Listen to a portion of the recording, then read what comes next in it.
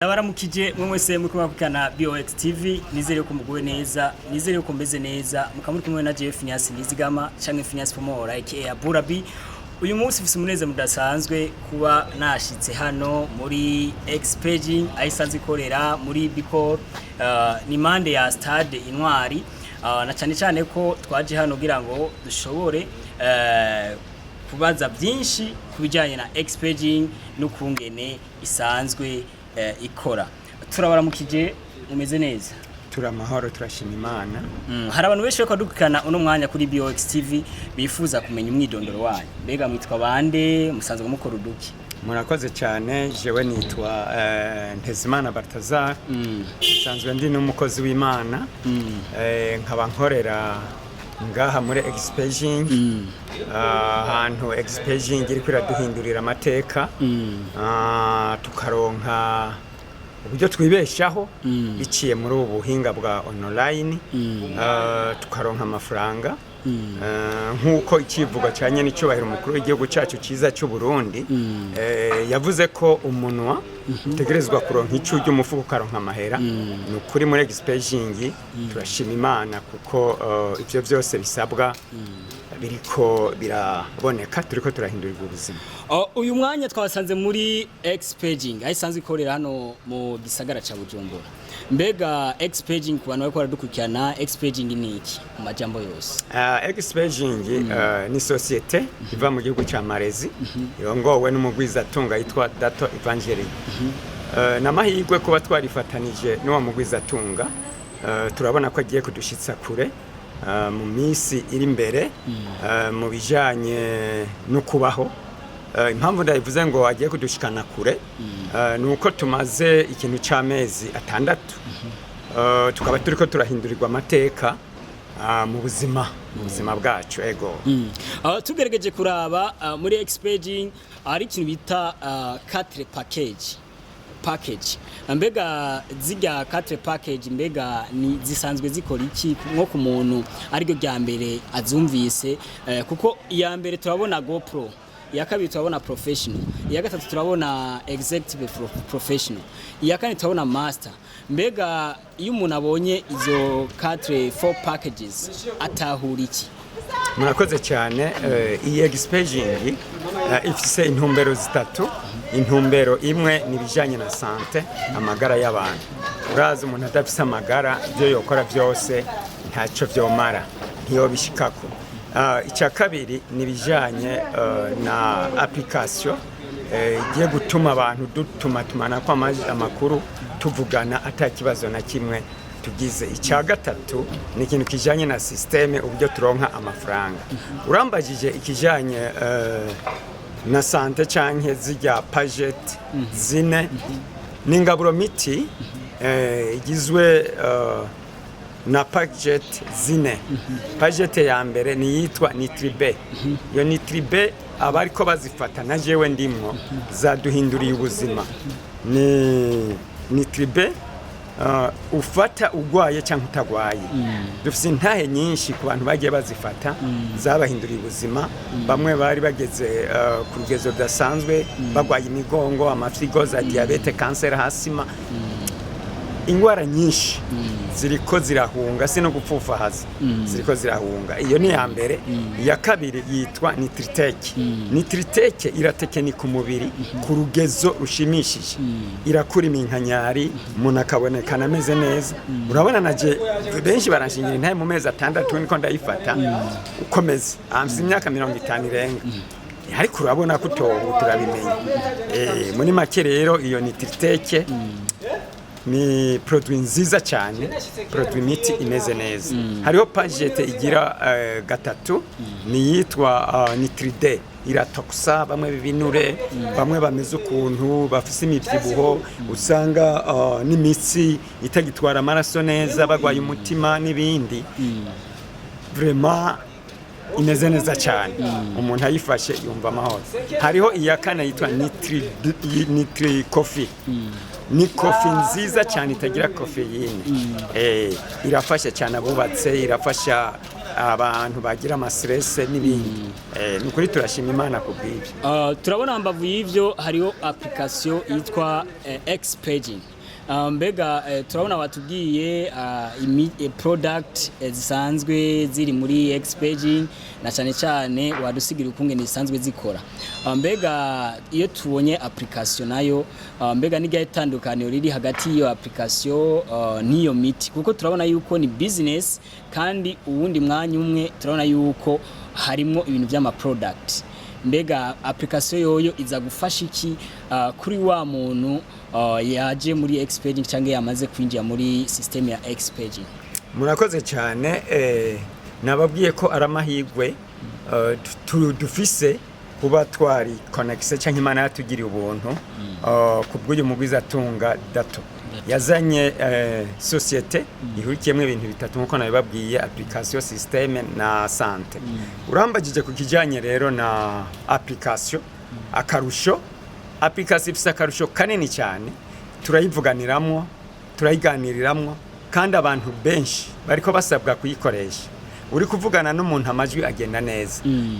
Akarorero usanga naha tuba tuyifise, niyo je usanga tuvuganiramwo n'abantu. Ego ndabibona. Turaganira, turavugana, niyo idufasha, turagira meeting, amanama, ugasanga ibintu byose bimeze neza. Ni application nziza cyane.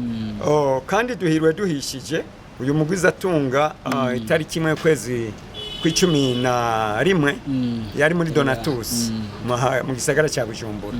Yaratubwiye ko agiye kuyikuramwo ibintu usanga amareza agenda canke utafise amamega udashobora kuyikoresha. Wewe tugiye kuyikoresha sa connection, sa mamega, urumva ibintu bimeze neza cyane. Ego. Ari ikindi twabonye kivuga ati mugiye winjiye muri Xpaging, mugiye washizeyo ico no kwita umutahe arico bita capital, yuko ucuja mu ba actionnaire. Mbega ico c'aba actionnaire hari ico mwokivuga kuko harantu benshi kugeza n'ubu bumva ati hamwe twoshira umutahe muri Xpaging, mbega kuba mu actionnaire bica bigenda gute? Urakoze cyane. Nagira manze ndakubwire ko jewe maze kumva ko ngaha muri isoko nkuru ya Bujumbura igira yubakwe, baradusabye gushira imitahe. Twarashize imitahe kandi abantu benshi barashize imitahe. Biteze umusaruro ni amara kubakwa nkuko babidusiguriye. Muri iyi Xpaging umuntu ariko arashiramwo umutahe wiwe. Imitahe ni 3. Hariho umutahe witwa professional, hariho umutahe ugira kabiri witwa executive, hariho n'ugira gatatu witwa master. Ico gihe umuntu azoba abyaza umusaruro mutahe wiwe yashize muri iyo application. Yatubwiye ko ahubwo twebwe ubwacu twogerageza gukora kugira ngo igitigiri gitekanijwe gikwire.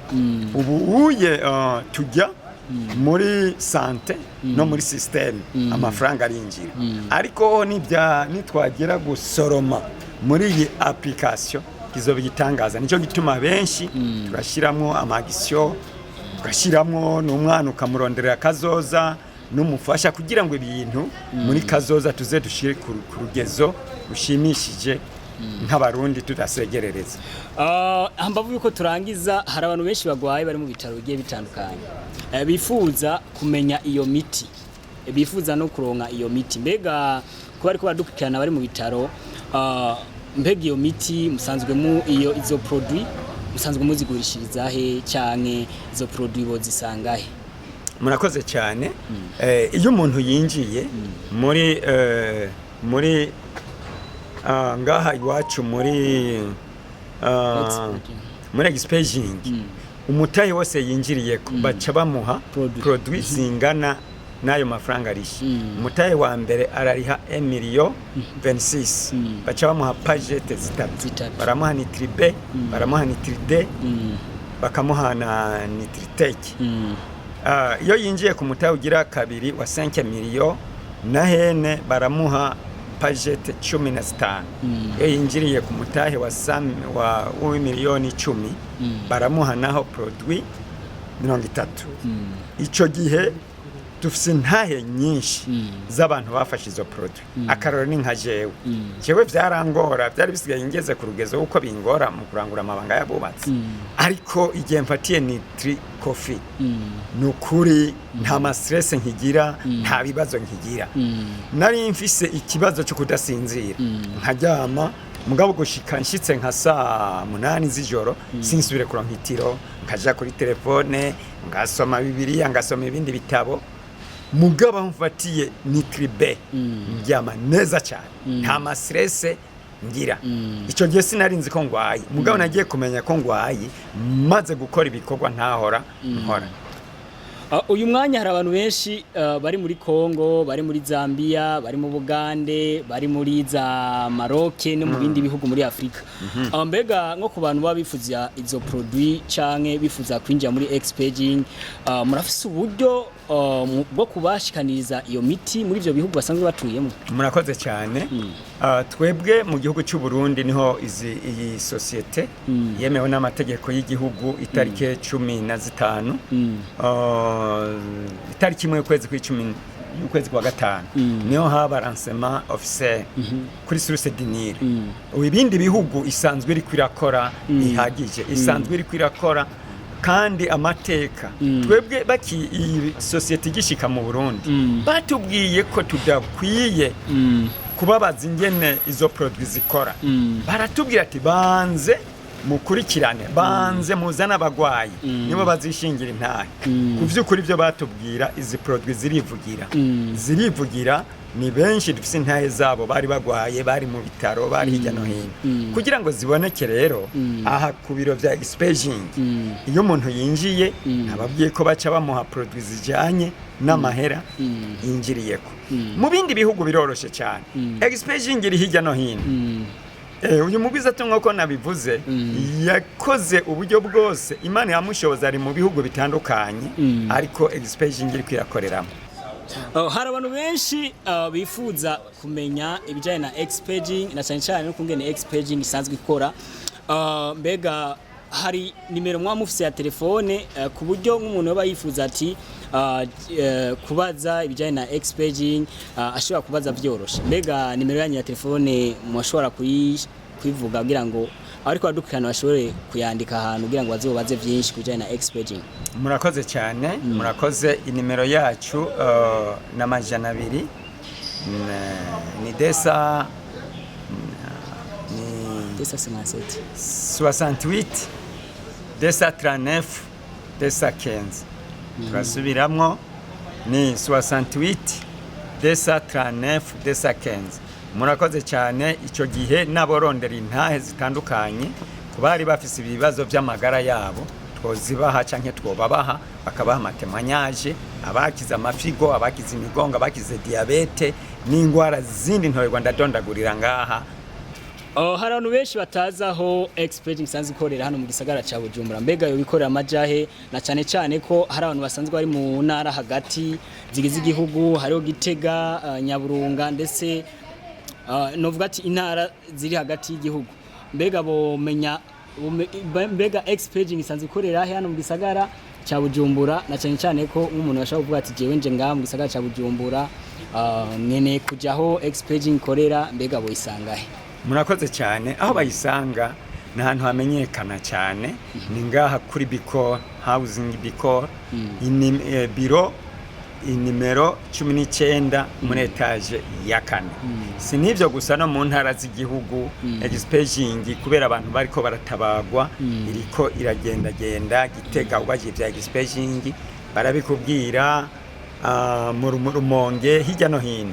Expaging kandi baratwemere ko mu minsi mike cyane igiye kuba ifise amagence canke amashami ahikorera kugira ngo abari kure na abari hirya no hino boroherwe gushikirwa na nizo produit gushikirwa n'uburyo bwo kwiteza imbere kugira ngo barugire amagara neza kandi baronka amafaranga. Murakoze cyane muze kuba mwaduhaye zino information kandi azi yuko hari abantu benshi bamaze gutahura kungene expaging ikora ndetse n'ama service isanzwe ifise.